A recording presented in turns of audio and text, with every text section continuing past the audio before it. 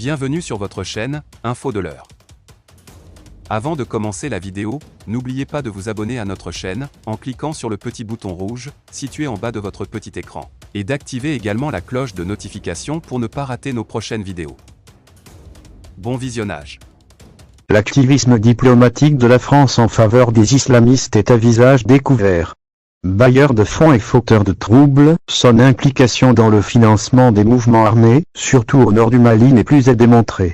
Découvrez comment le Qatar déstabilise le Mali. Le Qatar, la France, est soupçonné de fournir une aide, matérielle et financière, à plusieurs groupes djihadistes du Sahel.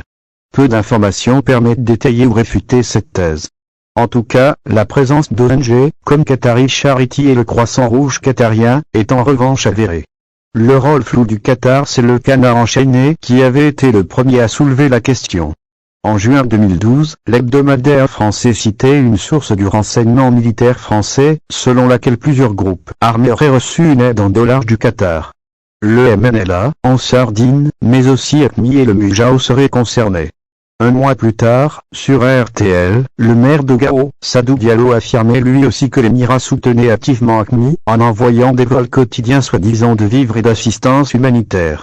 Cependant, peu d'informations permettent d'étayer cette thèse. Il n'y a aucune preuve, tranche Nabila Nasri, spécialiste du Qatar, en soulignant que cet émirat reste un allié de la France, et n'a aucun intérêt à s'opposer à elle. Ce n'est pas officiel, mais le Qatar soutient les forces les plus réactionnaires du Sahel, répond Taoufik Bourgou, spécialiste en géopolitique à l'université Lyon 3. Selon lui, ces aides restent secrètes, et seule l'aide apportée au MNLA est avérée. Celui-ci disposait, par exemple, d'un hôpital de campagne fourni par le Qatar. Mais le chercheur pointe aussi la porosité qui existe entre les différents groupes armés de la région. Une somme versée au MNLA peut finalement bénéficier à AQMI ou à Boko Haram. La présence d'associations humanitaires qatariennes au Sahel est, elle aussi, avérée. Qatar Charity, par exemple, reconnaît sur son site internet avoir un bureau en Mauritanie, 2 au Niger et 1 au Mali. Aucune précision, en revanche, n'est donnée sur les montants dépensés sur place, ni sur les activités entreprises. Des sites d'information africains rapportent des actes très divers, allant du don de logements à celui de véhicules ou de machines à coudre. Le Croissant Rouge qatarien est aussi actif au Mali. En 2012, il avait été accusé par des membres du Comité international de la Croix-Rouge d'avoir bénéficié de la protection du Mujao pour se déplacer dans le nord du pays. Une affirmation que l'ONG a toujours niée. Contactés, Qatar Charity et le Croissant Rouge du Qatar n'ont pas donné suite aux demandes d'information. Avec une superficie de 11 km 4372 et une population de 1,76 million d'habitants, avec à l'appui, un PIB, produit intérieur brut, 700 dollars par habitant, deuxième rang mondial, le Qatar, puisque c'est de ce pays qu'il s'agit, est une puissance économique du fait de ses réserves de gaz, troisième rang mondial. Aujourd'hui, ce minuscule État est devenu incontournable avec sa diplomatie du chéquier.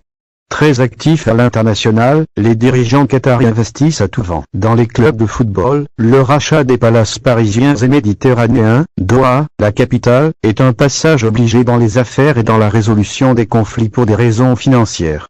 Ainsi, l'Émirat était le premier pays arabe à reconnaître le Conseil national de transition, CNT, en Libye et à participer aux opérations militaires de l'OTAN. Allié aux puissances occidentales, le Qatar s'est taillé un bouclier pour se protéger d'une éventuelle agression de ses 2 puissants voisins, l'Arabie Saoudite et l'Iran.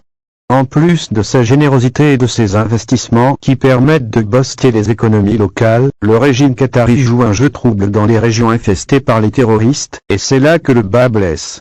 Son rôle dans le financement des salafistes et des djihadistes est de plus en plus dénoncé. Sous le prétexte d'envoi d'aide et de vivres, comme c'est le cas au Nord Mali, où les Qataris apportent un soutien logistique et financier aux mouvements armés qui terrorisent les populations. L'Émirat, à n'en pas douter, veut profiter de son hégémonie et de ses soutiens pour répandre son idéologie dans les États fragiles. C'est d'ailleurs ce que le magazine Les Africains a mis à nu. Une révélation selon laquelle l'émir du Qatar ne jure que par déstabiliser les pays africains, surtout le Mali, où il souhaite dans le nord la création d'un État des djihadistes. Le Qatar, bailleur de fonds et fauteur de troubles depuis le début de la crise du Nord, l'émir du Qatar a livré une aide financière aux mouvements armés qui ont pris le contrôle du nord du Mali.